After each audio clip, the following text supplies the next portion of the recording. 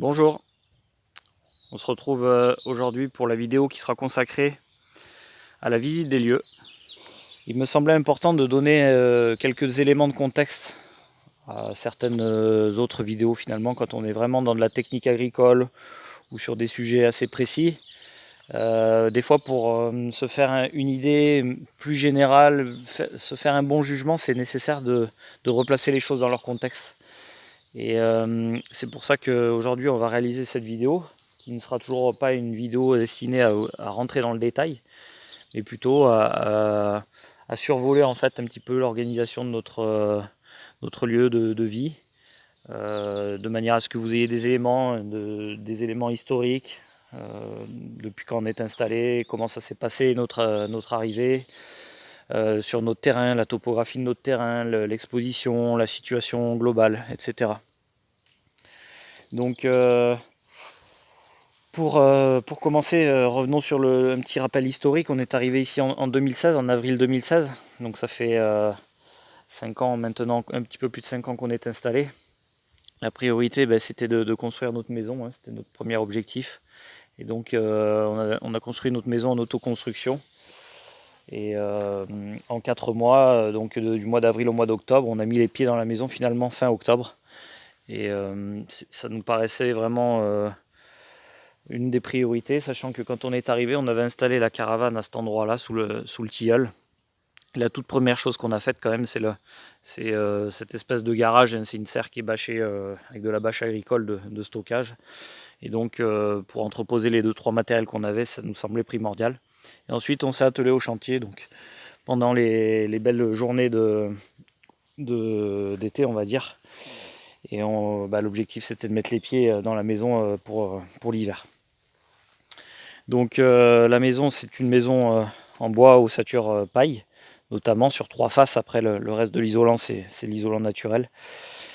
On est sur une surface de 50 mètres carrés habitable, avec 17 mètres carrés qui sont non consacrés à l'habitation. On est sur une partie qui n'est pas chauffée, qui est plus une partie réservée aux installations techniques, locales techniques, garage, stockage, etc.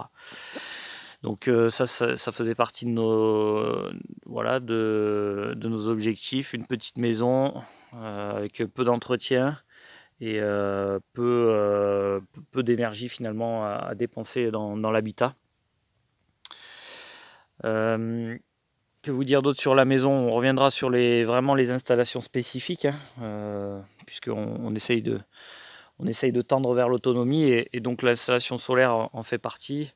Donc on a opté pour une installation solaire en autoconsommation avec une réinjection du surplus sur le réseau sans rachat d'électricité, du rejet sur le réseau simple, hein.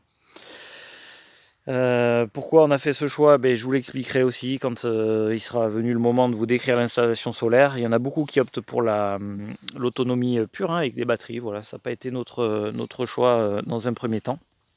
Je ne dis pas qu'on n'y viendra pas un jour. De ce côté-ci, on a la zone de stockage en fait, de nos déchets verts, hein, la partie haute du terrain dédiée à recevoir tous les déchets verts, hein, y compris ceux de la commune. Donc c'est bien d'avoir plusieurs zones sur le terrain parce que la manutention de matière organique, c'est quand même un gros point essentiel dès lors qu'on choisit de faire beaucoup de paillage au jardin, de couverts.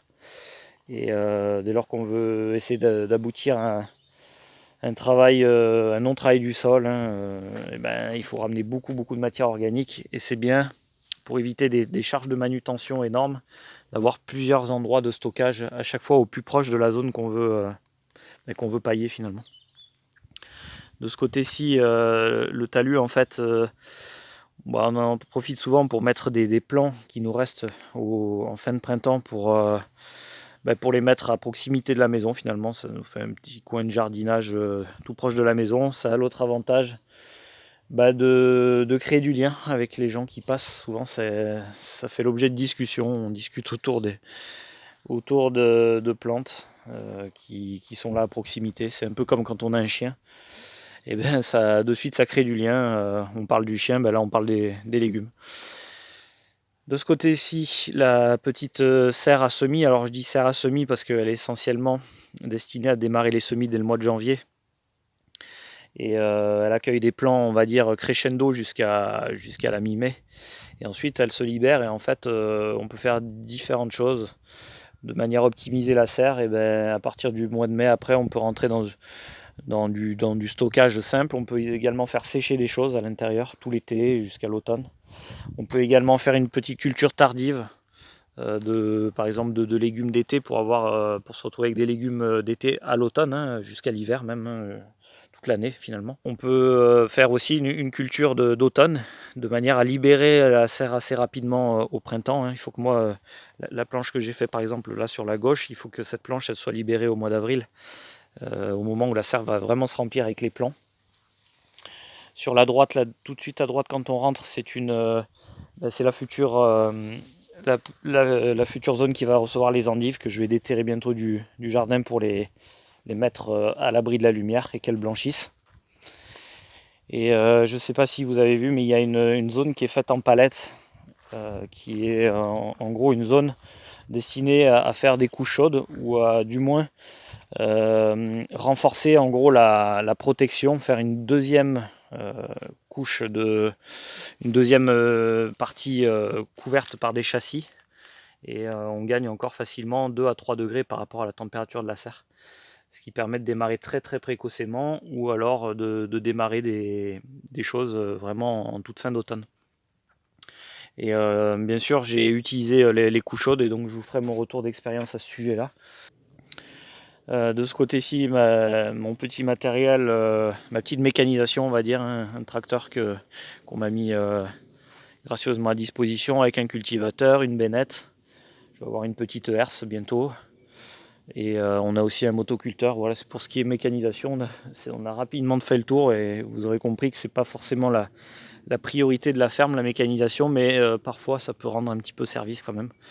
Notamment ce qui est bennette pour manutentionner des charges ou des volumes.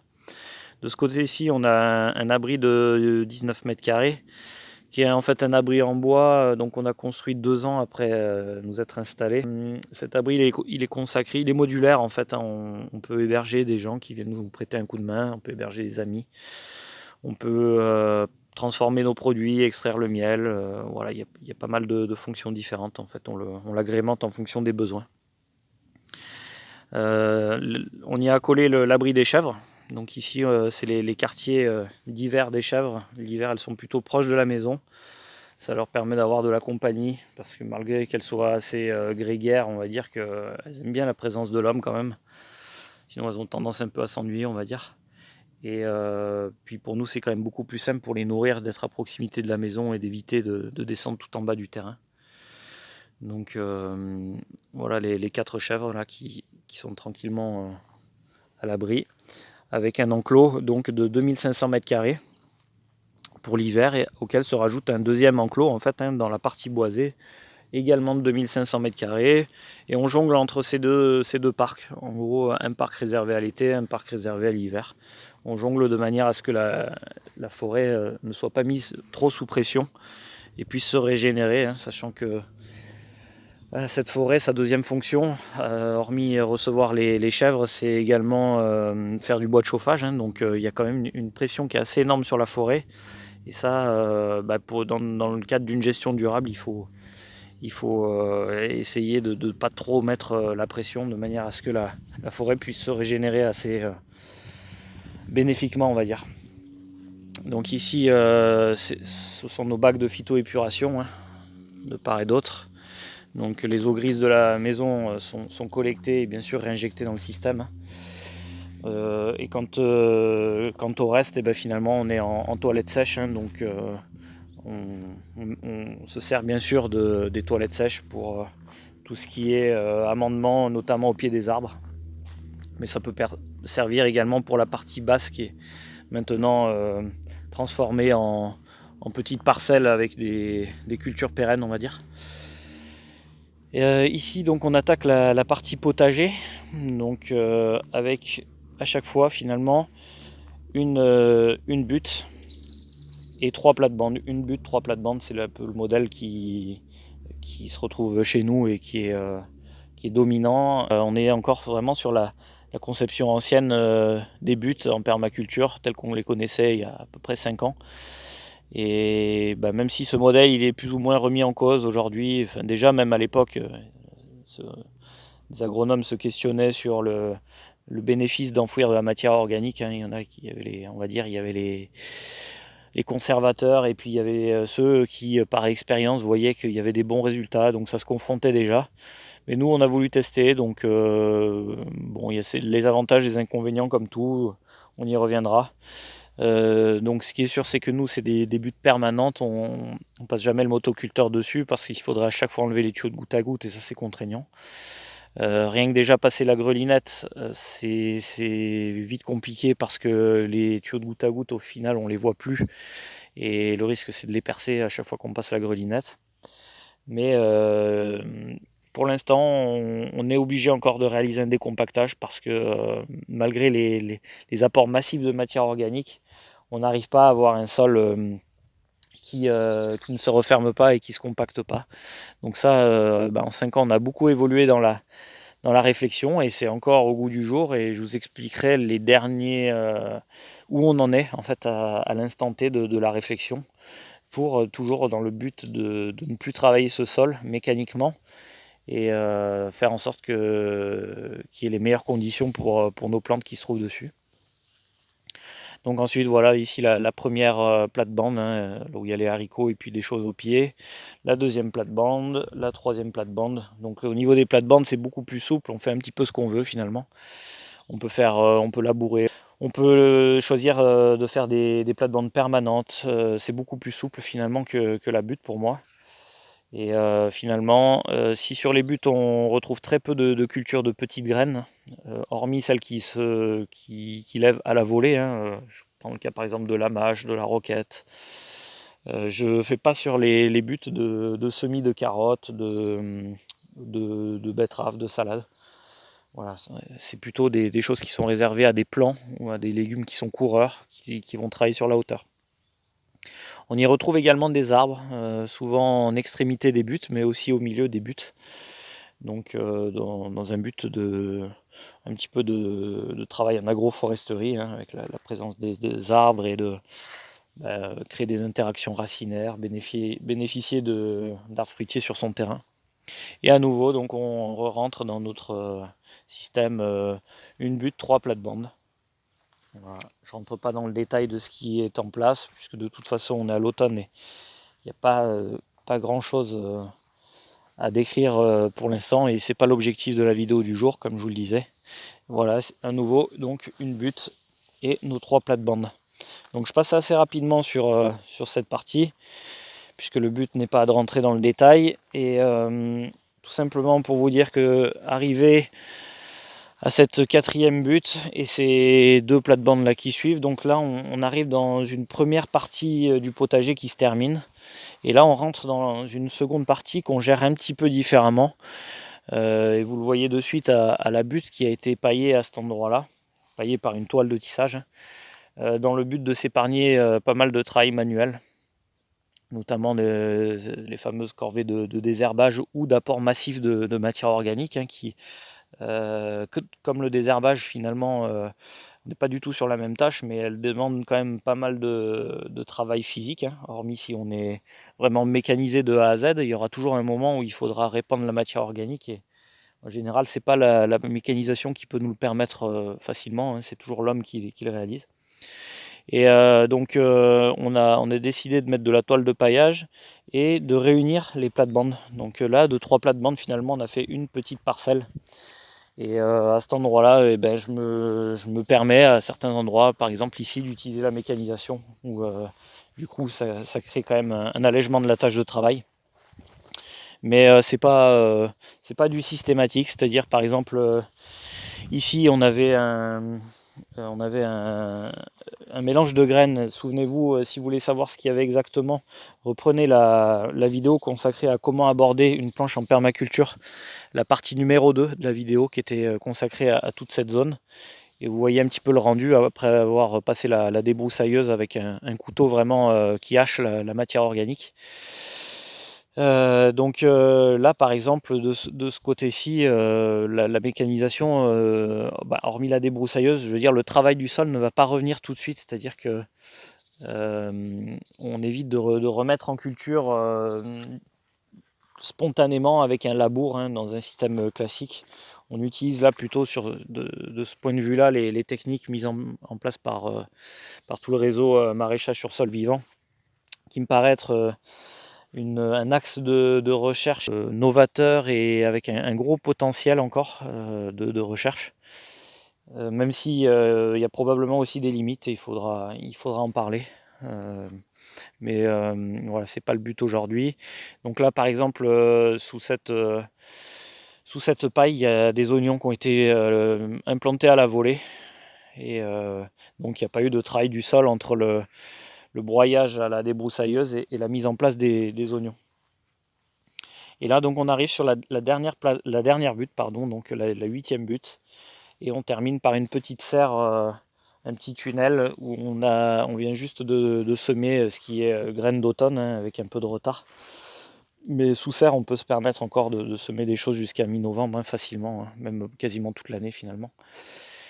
Et donc là, cette petite serre, elle vient d'être implantée et notre seul et unique tunnel de culture, finalement, il était auparavant en bas, il est resté 5 ans en bas. Et on s'est rapidement aperçu au bout de la 3e année qu'on avait des problèmes de stagnation de l'humidité sur la partie du milieu, puisqu'il est en fait trop long et pas assez large. Et donc il y a des problèmes de ventilation et on se trouvait avec de la condensation et du pourrissement au milieu de la serre. Et donc on a attendu quand même en gros de rentabiliser cette serre 5 années et en profiter pour changer le plastique au moment du changement du plastique, de démonter finalement cette serre et qui viendra probablement prendre sa place un peu plus haut dans le terrain. Je ne sais pas trop encore comment. Je suis en train de réfléchir à tout ça. On la réutilisera peut-être pas toute dans l'intégralité, peut-être une petite partie qui sera destinée à stocker des choses à l'abri. Ça reste à voir. Donc vous voyez qu'il y a toujours plein de choses, même au bout de 5 ans, on revoit les choses puisque le système a vécu et le but c'est de tirer les enseignements des échecs de manière à toujours s'améliorer. Tout comme par exemple le poulailler qui avait pris sa place ici initialement, et il va prochainement migrer ici sous la bâche où j'ai commencé à terrasser une zone pour l'accueillir. Vous voyez au fond les ruches, toutes proches des roseaux en fait. Donc c'est une zone qui est bien ensoleillée, malgré que le soleil soit pas mal caché par la forêt qui se trouve derrière moi. Mais le soleil restant rasant l'hiver, finalement les ruches restent bien exposées. Bien protégées des vents dominants, des vents du nord, qui se trouvent derrière le bosquet finalement, le nord. Et le seul inconvénient, le revers de la médaille, c'est que l'été c'est une zone qui chauffe vraiment. Je vous expliquerai comment on gère ça au niveau des ruches. Et puis à terme, il y a peut-être une réflexion à avoir pour couvrir cette zone, soit avec de la végétation, soit avec un abri à voir. Donc toute cette partie, maintenant on est bien en dessous de la serre, finalement toute cette partie va être gérée maintenant en pâture, en métail, en culture pérenne ou en culture qui ne nécessite pas trop de travail manuel finalement. Peut-être des petites parcelles expérimentales en couverts végétaux, en agriculture sur sol vivant avec des associations. Il y a tout un travail à mener là-dessus et je pense que ça sera un petit peu le terrain de jeu pour cet exercice. Donc là actuellement finalement on a 4 zones différentes, 4 petites parcelles et qui sont toutes à un stade différent et gérées d'une manière différente. Et cet automne j'aimerais bien y implanter un triticale, une paille. Donc ça sera peut-être l'occasion de revenir sur ces 4 itinéraires techniques différents qu'on va utiliser et voir au final le résultat, qu'est-ce que ça peut donner. Donc toute la zone qui est juste devant les ruches, en gros la parcelle la plus à nu, c'est un Sainfoin qui a maintenant 3 ans. Et on a passé un coup de cultivateur dernièrement de manière à implanter le triticale. Cette partie que vous avez devant vous là, qui a bien démarré au mois d'août, donc avec un sainfoin fraîchement planté et fertilisé dernièrement avec justement des résidus de toilettes sèches compostées. Donc cette parcelle va aussi recevoir le triticale.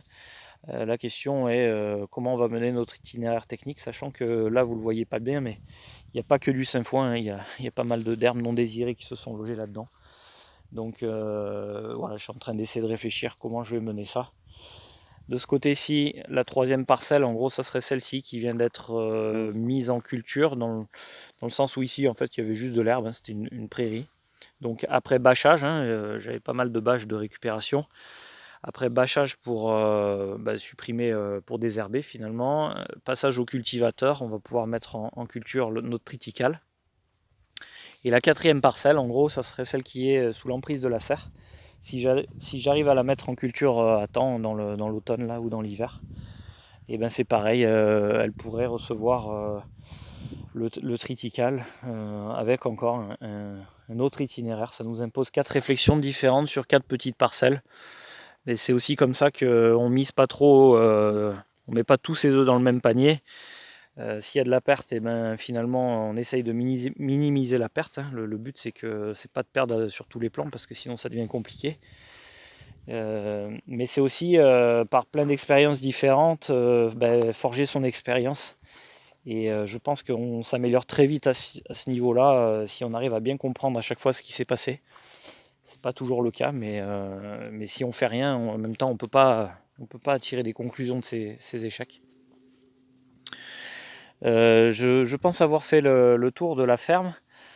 Grosso modo, en bas, l'abri bâché, c'est les quartiers d'été des chèvres. Hein, c'est là où elles viennent prendre place l'été. Dans cette partie boisée qui est un grand travers bien en pente.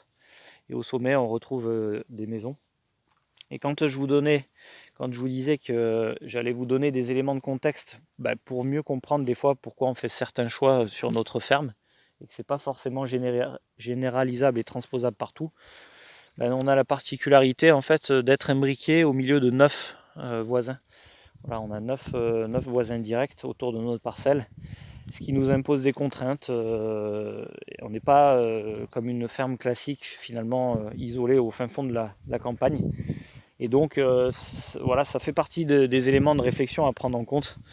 Et c'est la raison pour laquelle c'est bien toujours d'avoir ces éléments de contexte à prendre en compte.